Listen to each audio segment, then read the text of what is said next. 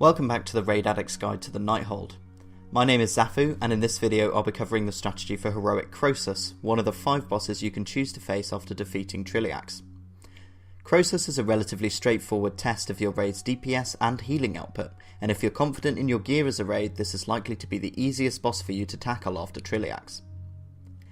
The encounter takes place on the long bridge you'll see in this video, and as the fight goes on, Krosus destroys segments of the bridge, making the mechanics harder to handle. Shortly after engaging, Krosus will use Fell Beam, a high damage laser attack that will cover one side of the bridge. Any players caught in this will suffer 6 million fell damage and will likely be killed. To identify which side is unsafe, keep an eye on the boss's hand movements. The hand he raises marks the unsafe side, and the raid should move away from that. After the first Fell Beam, Krosus will alternate sides with this spell, so the movement can easily be predicted. We found that calling which side to move to caused more hassle than it was worth, so we simply had raiders take care of this for themselves. Krosus will also use Slam, a high damage area of effect attack that will hit your entire raid.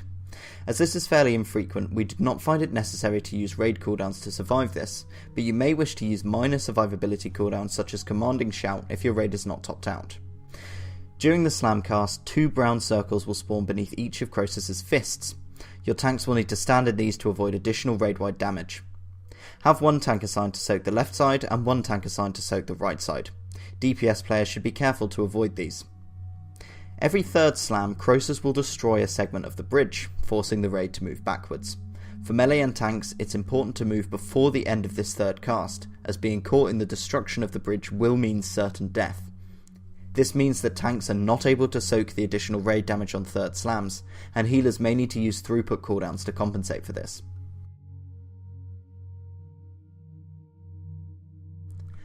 Burning Pitch spawns a large number of green void zones on the platform, which must be soaked by players. Ranged players should move to the farthest zones, with melee handling those closer to the boss.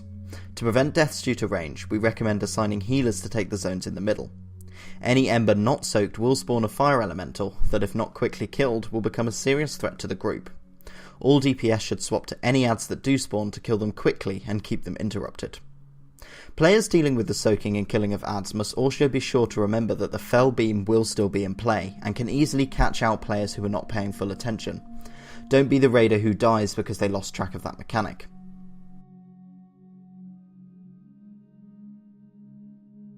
The last ability for your raid to deal with is Orb of Destruction. Orb of Destruction is a targeted debuff applied to a ranged player. After 5 seconds, the orb will land, dealing high fire damage to all players. This damage decreases based on distance. To counter this, we have the targeted player move quickly to the back of the room. In later phases, when the bridge is smaller, we recommend having the rest of the raid collapse into one corner of the platform in the melee group, and have the targeted player move directly and diagonally to the opposite corner to increase the distance between the orb and the raid. We saved strong raid-wide mitigation cooldowns including Power Word Barrier and Devotion Aura for this ability too. You'll want to use Heroism or Bloodlust at the very start of the encounter, and second potions as and when player cooldowns become available. In short, Krosus is a relatively simple fight that will get substantially easier with gear. If you're struggling to kill this boss now, it's worth evaluating your raid's passes in comparison to others from a similar raid team to establish if your overall DPS or healing throughput is too low. Don't be afraid to bring an extra healer or to drop players who do not have the health or gear to see this fight through to the end. If this video was helpful to you, please consider giving us a like here on YouTube and subscribing to this channel in order to not miss future content. Thanks for watching.